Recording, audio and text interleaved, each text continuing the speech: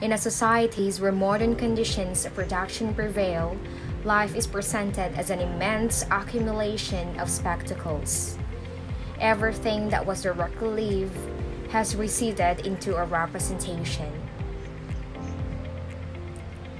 The images detached from every aspect of life merge into a common stream, in which the unity of that life can no longer be recovered. Fragmented views of reality regroup themselves into a new unity as a separate sided world that can only be looked at. The specialization of images of the world has culminated in a world of autonomized images where even the deceivers are deceived. The spectacle is a concrete inversion of life, an autonomous movement of the non-living. Hello everyone, I am Sheena Jean Rube, and today I'm going to elucidate the Society of Spectacle by Guy Debord.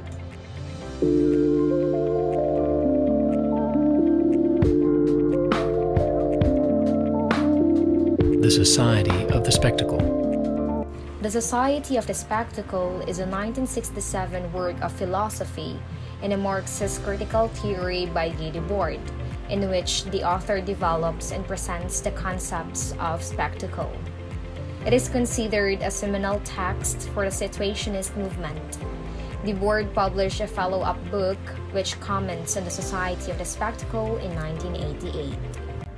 Debord defined the spectacle as something autocratic reign of the market economy.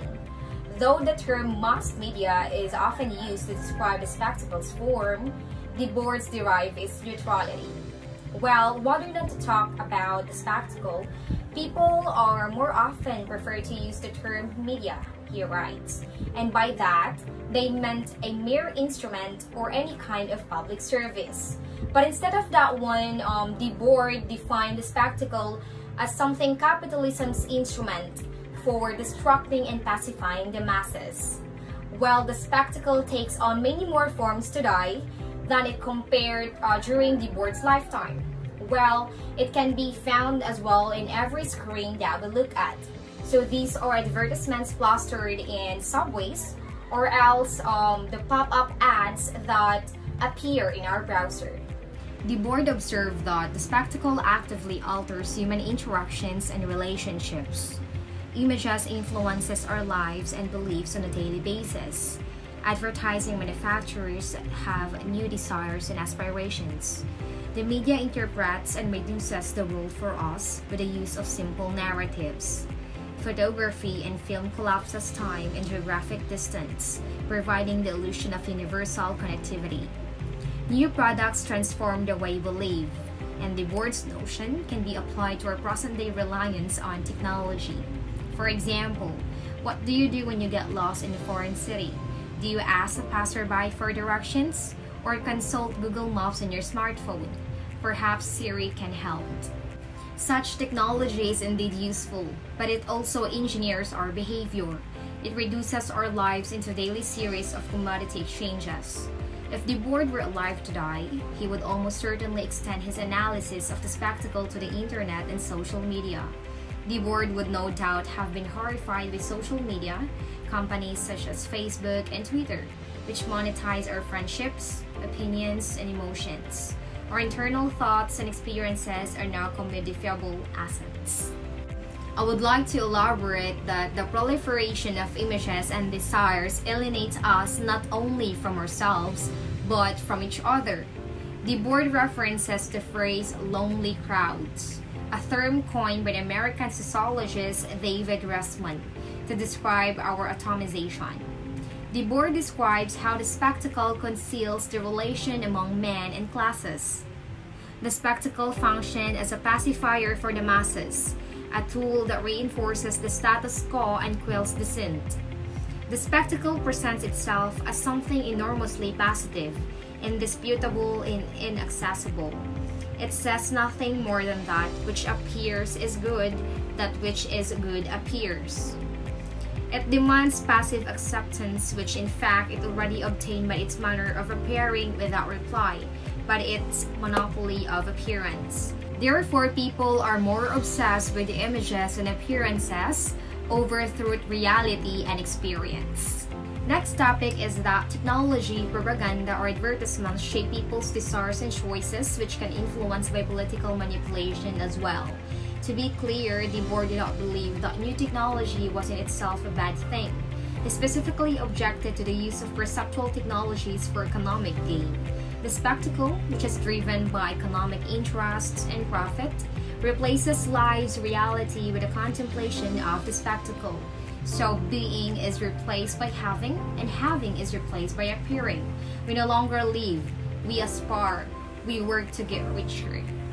Paradoxically, we find ourselves working in order to have a vacation. We can seem to actually live without working. Capitalism has thus completely occupied social life. Our lives now are organized and dominated by the needs of the ruling economy. So here, every given commodity fights for itself, cannot acknowledge the others, and attempts to impose itself everywhere as if it were the only one. As spectators, we regularly experience advertisements for rival products like Pepsi and Coca-Cola, Delta and US Airways, The X Factor and The Voice, often represented with conflicting desires or messages. For instance, a television drama depicting an AA meeting might be preceded by glamorous vodka advertisement. Such logical inconsistencies are buried by the spectacle's relentless preferring of goods and imagery. Gradually, we begin to conflate visibility with value. If something is being talked about and seen, we assume that it must be important in some way. Thus, by means of a ruse of commodity logic, it is right by the board. What's specific in the commodity wears itself out in the fight, while the commodity form moves towards its absolute realization. Put more simple, our fetishization of images and commodities leads us to overlook the spectacle's contradictory qualities. The spectacle, like modern society, is at once unified and divided. Like society, it builds its unity on this disjunction. The board's acknowledgement that the spectacle is comprised of competing agents and interests that strengthen his critical stance, since it prevents the detractors from accusing him of characterizing capitalism as a mindless, monolithic entity. At the heart of the board's critique is his belief that capitalism is an inherently uncreative system. The obsession of profit demonstrably works against human interests, especially when it comes to protection of the environment.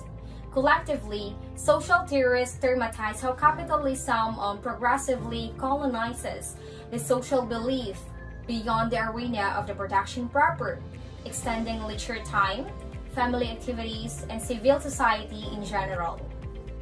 These analysts of postmodernity or late capitalism suggest that capitalism destroys the cultural fabric of the society through either, first, through the strategic administering of profit-oriented by corporations, or through the destruction of the society's historicity, that is, the connection of the individual to their capacity or for the historical action or praxis. Therefore, capitalism encourages us to think more about wants rather than needs. We'll continue the discussion. My topic is all about war on drugs and human rights organization. Since his election in 2016, former President Rodrigo Roa Duterte has directed a brutal anti-drug campaign drive with interjudicial killings, interpreting the wars on drugs through the conceptual framework of final populism, noble cause corruption, ribbon system, and state terrorism. William N. Holden argues that war on drugs has failed to achieve its purpose, follows of an authoritarian populism, and overlooks a more pressing social issue, the vulnerability of the Philippines to climate change. Tonight, the Philippine leader has faced harsh criticism for launching a bloody drug war. the film that has been hailed a street-level investigation of Duterte's murderous campaign in action, a testament to a dark age of cruelty, apocalyptically real. And so electrifying, viewers will have to remind themselves this is happening now. March 2017, Duterte issued an executive order creating the Interagency Committee on Anti-Illegal Drugs composed of 21 government entities headed by the Philippine Drug Enforcement Agency, tasked to lead the fight against illegal drugs. In the 30s, one or drugs, state power exercised through the body in the spectacle of humiliation and violence.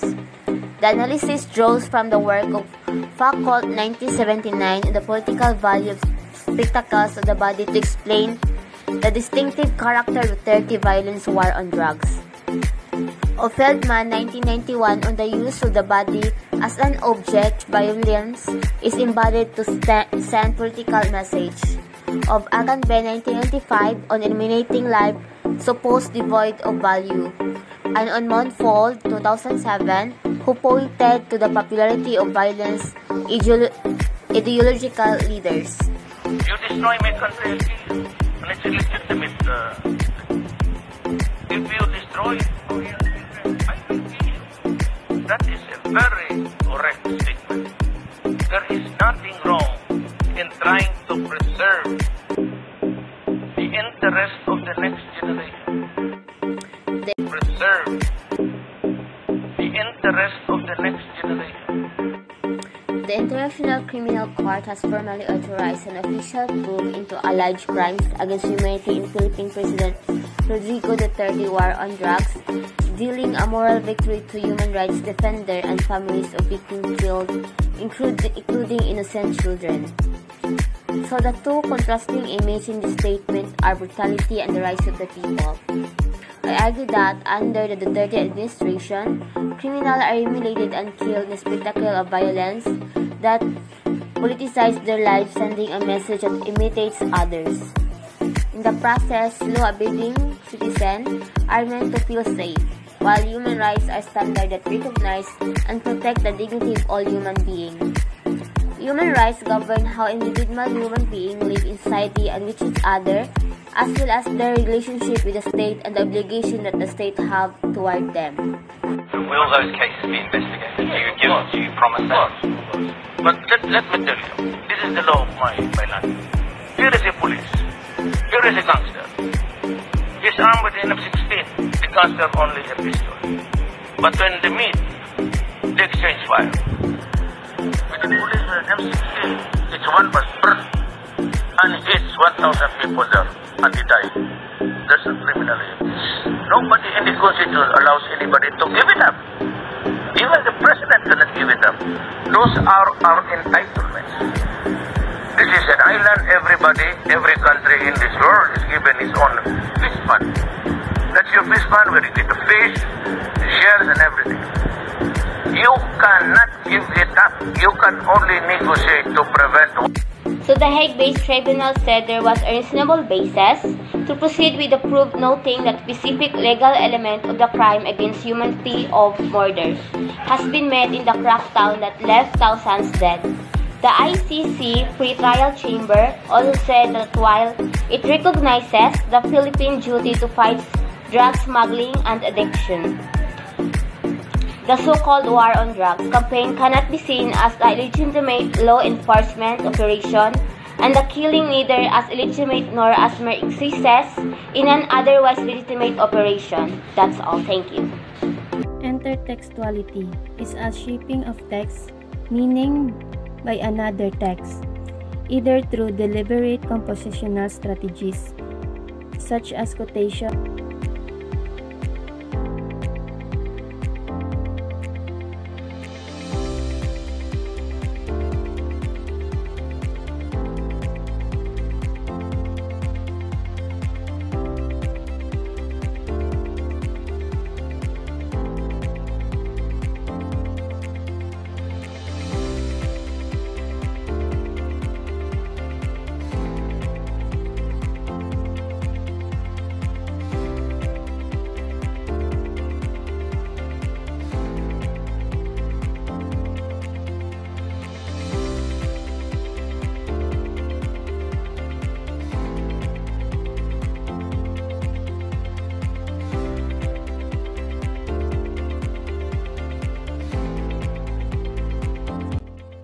your sincere efforts have made us accomplish the task of completing this project.